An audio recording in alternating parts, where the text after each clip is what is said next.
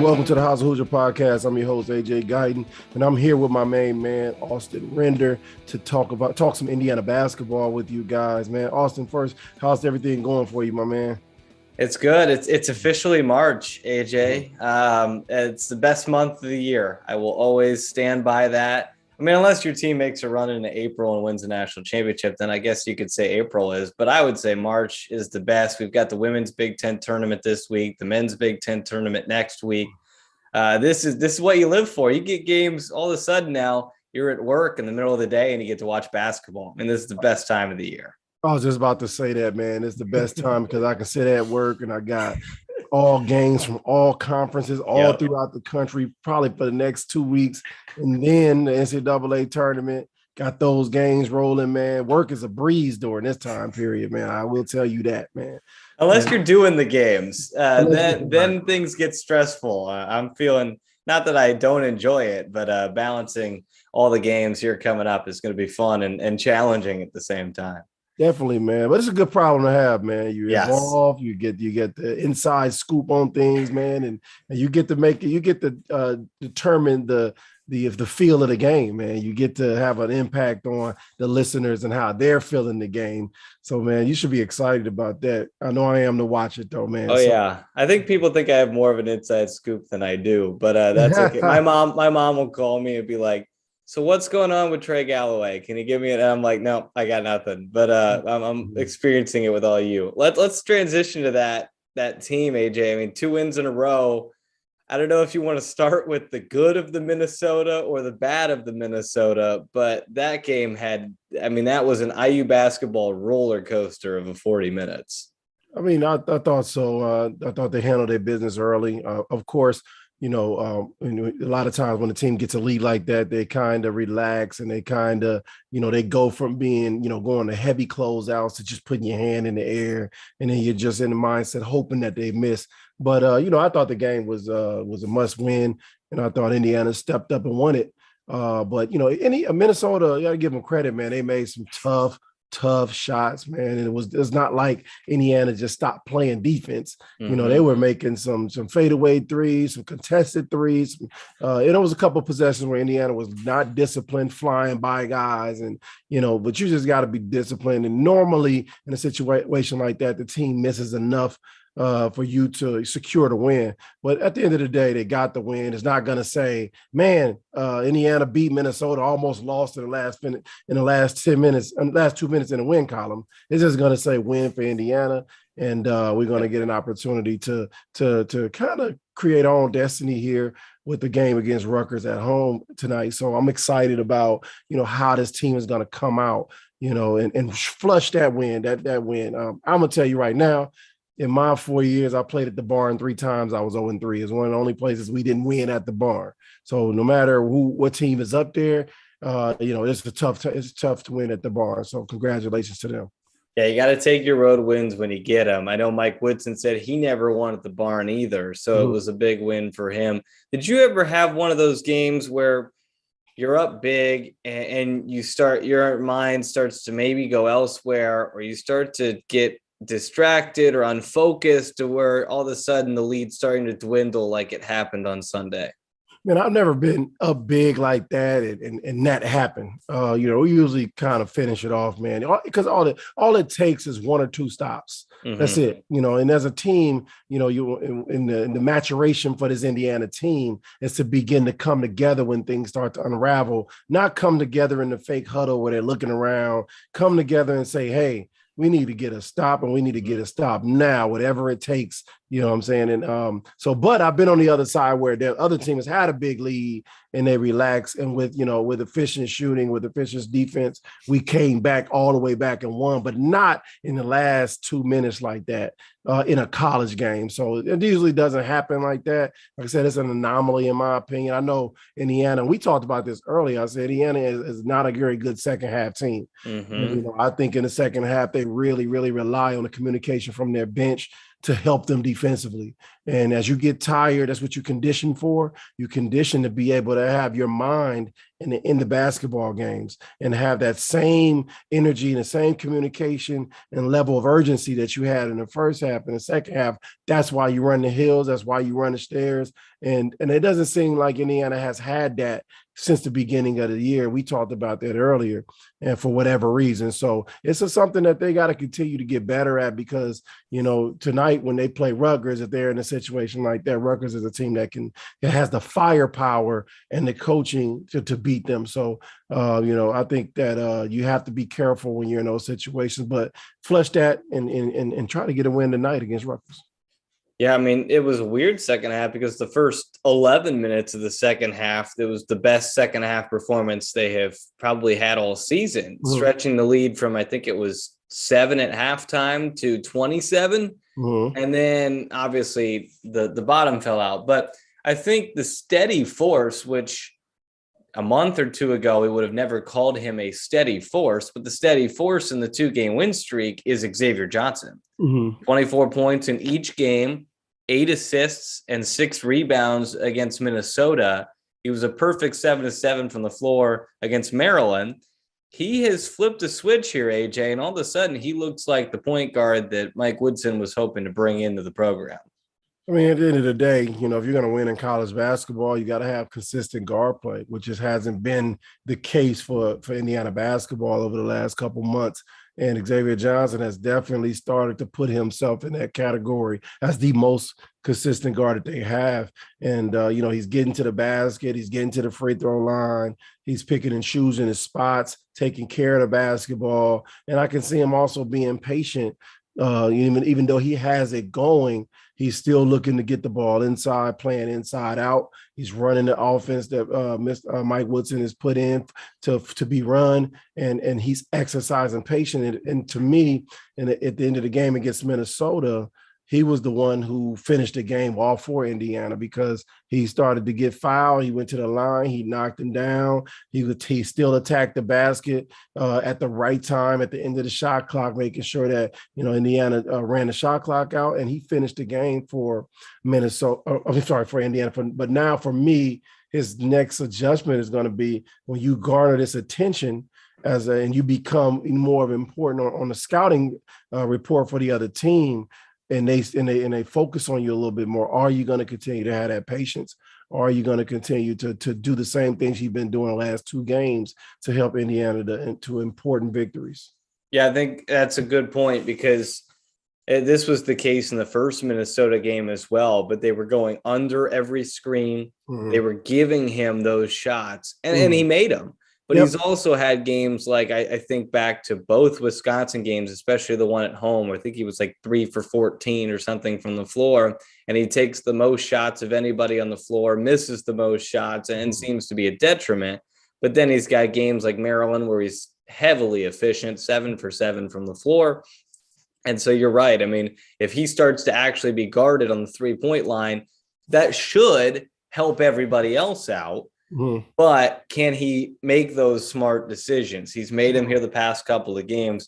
Mike Woodson on the radio show yesterday, or on Monday, talked about how they went through that 5-game losing streak, but it wasn't like they weren't competitive.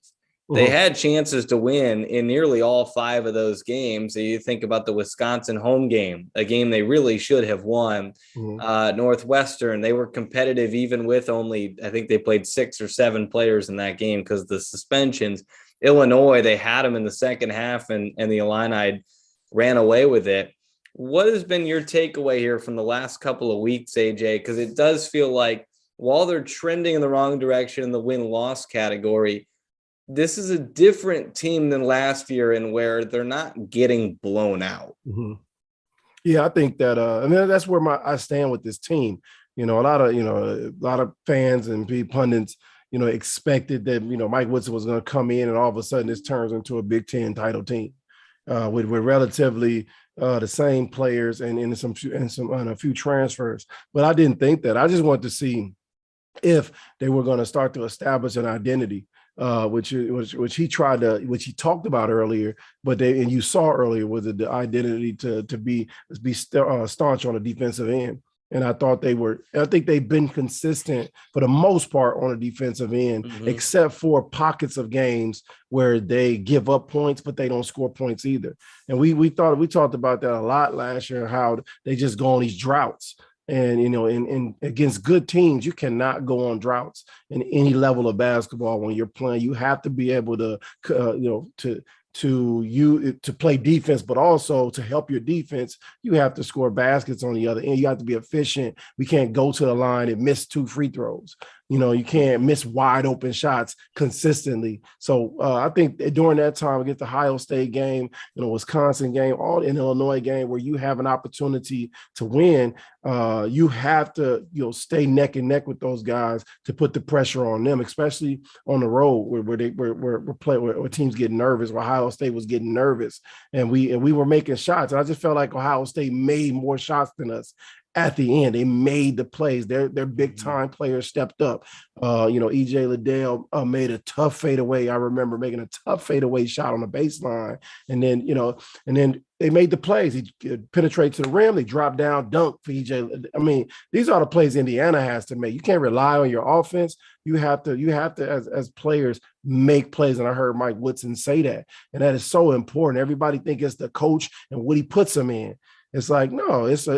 I remember I was watching, they had posted an old video of me making a shot against Michigan State like 20 years ago. Damn, I'm old. But the shot that I made to tie the game was not a play.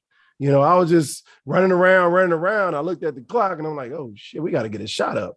So I got out, we needed 3. It took 1 dribble and I shot the 3. So your players have to make plays. And once this team, looks within for their production, then I think they'll take the next step, to becoming a formidable national contender in the next year.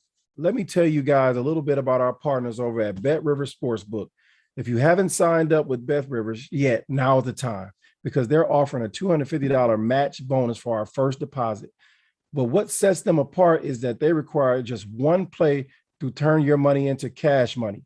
With their new Rush Pay instant approval, withdrawing your winnings is safer, more secure, and more reliable. With football season kicking off, get in on the action by going to betrivers.com today or by downloading the BetRivers iOS app. Must be 21 years or older. Gambling problem? Call 1-800-GAMBLER. I mean, basketball is a simple game when you boil it down to who scores more, who makes more shots. I mean, sometimes it's as simple as that. Now, turnovers can be a part of it and rebounding and whatnot, but sometimes it's just as simple as who makes more shots. And I almost compare it to if you have a baseball team that has really good pitching, but doesn't have the bats. Right, exactly. You're in every game because the pitching is so good, but you lose a lot of games 3-1, or you lose them 5-2, and you just can't muster enough. And that's sometimes what this team feels like, where the defense is going to keep them in every game, but it just isn't quite, the offense isn't quite good enough to pull away. I even forgot about that Ohio State game because I didn't watch that when we were on the road at Iowa, but I heard that regulation did not end very well for Hoosier fans. Looking at this Rutgers game, AJ, I mean, honestly, let's take a step back here. They've now won 2 straight. Mr. Bracketology, Joe Lunardi, whoever you look at, almost everybody has Indiana in the field. But most of them don't have them with a lot of leeway. Right. So this Rutgers game tonight feels like a must-win game for the Hoosiers. I mean, I think that's fair. I mean, look at IU's strength of schedule. You look at, the slide that they've been on recently, even though they've won the last 2 games, I mean, were they really against, teams with, formidable schedules? And was it a great win? Maryland was, any road win in the Big Ten is a good win. So this Rutgers game tonight will be extremely important because Rutgers is a team that was rolling for a minute, but I think they're even on their own little slide since they've won, or they've won 2 out of 3 or something like that. So, but I'm excited to see, because I know I've harped on this with Indiana basketball the last 3 years, is that we need that Ron Harper Jr. type wing. We need that Geo Baker type point guard. We need that steady influence like a Paul Mulcahy. They're kind of built like you want your team to be built. I think you can do that at a higher level. And we've typically struggled against good backcourts, guys that can create their own, get fouled, get shots up, things like that. So I'm looking forward to that challenge for Xavier Johnson and Parker Stewart in the backcourt. And then, to be able to contain Miller Kopp is going to have his hands full with the X factor, which is Paul Mulcahy, who's the guy that really is the engine behind getting that offense moving with his passing ability, and has shown the ability to score the basketball over the last few games. So, this is going to be a tough basketball game for Indiana. But I think, Indiana will rise and understand the importance of protecting home court in this situation. And I think this is a game that they need to get. They have to get it to get in. I don't think they have to get it to get in.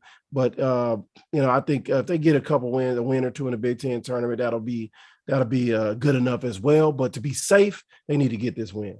We should know better than to rely on the Big Ten tournament to get this team in. With Bob Knight's teams, I mean, nobody had really any success in the Big Ten tournament for Indiana. So this is why that one is so important tonight against Rutgers, is to make sure they don't need more than one win in the Big Ten tournament.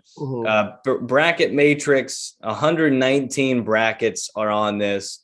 Indiana is in 96 of them with an average seed of 1.29. I've seen as high as an 8 seed, most of them an 11 or a 12 seed.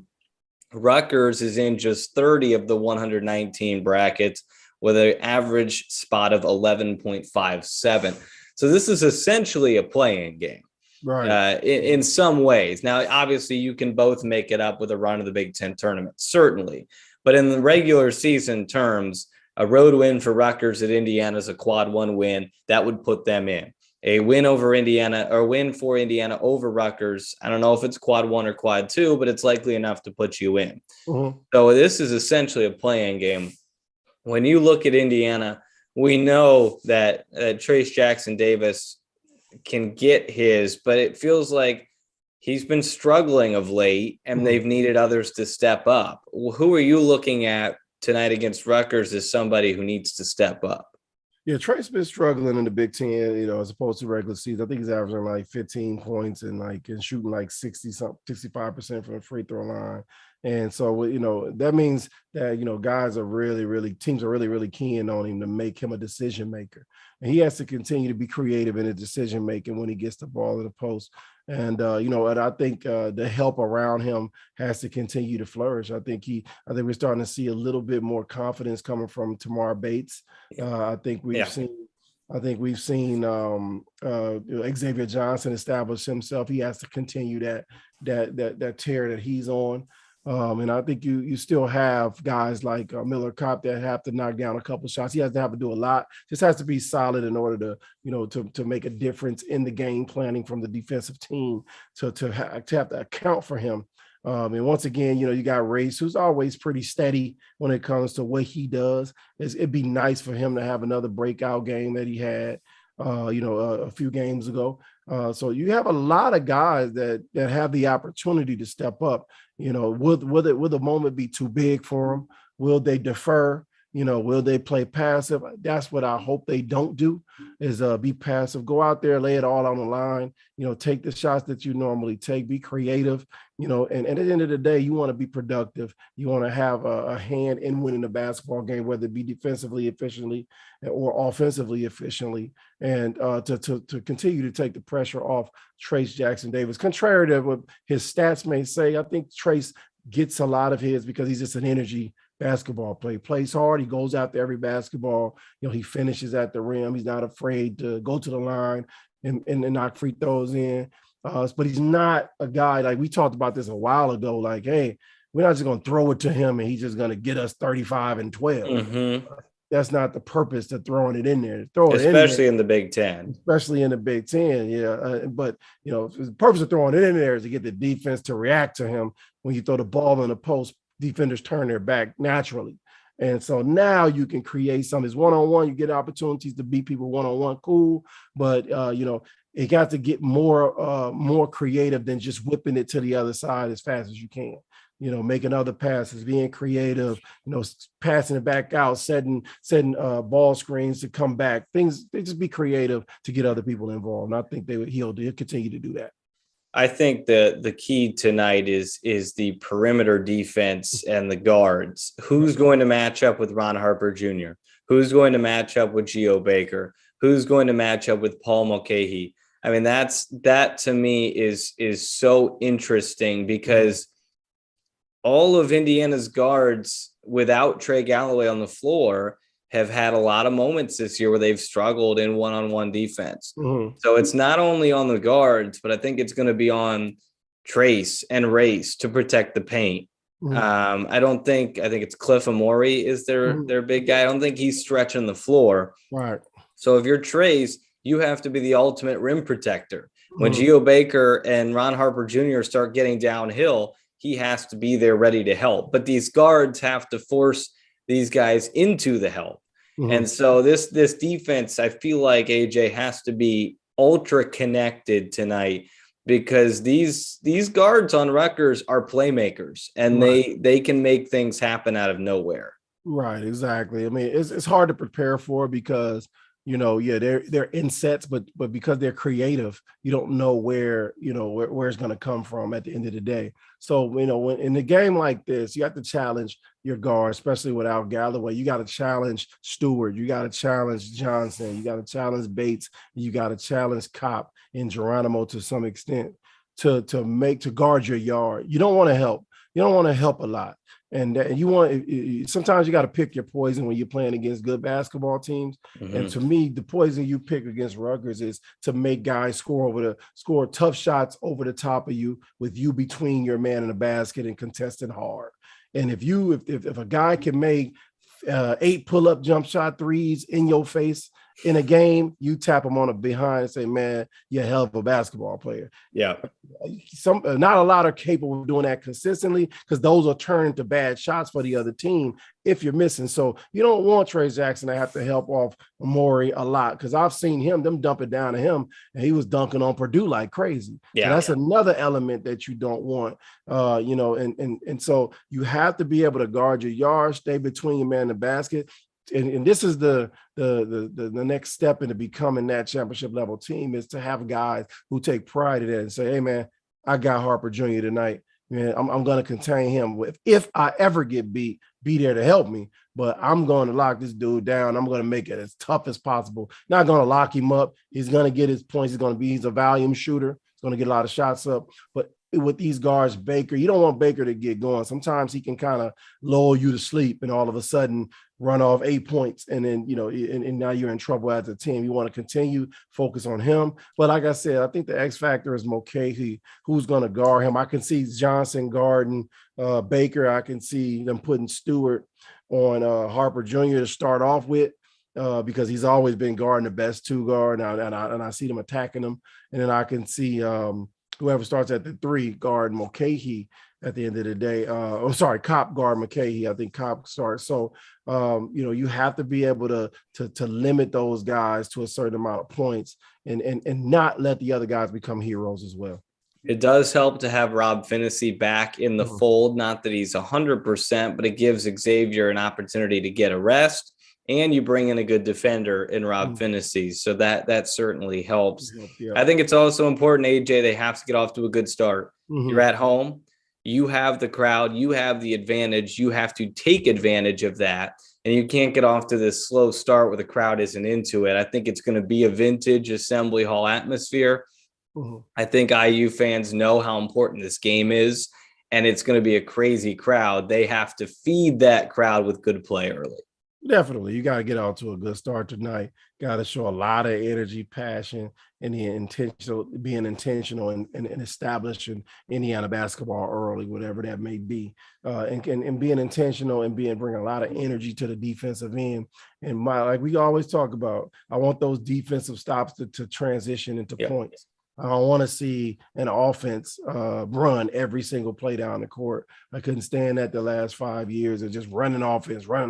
And, you got to score off your defense, push the tempo, get it going as much as you can, be smart, and that require Xavier with the ball in his hands to continue to be smart. We always get on these guys. He's playing a heck of a stretch going. So it's like you said, it's going to be very important that the energy is brought early.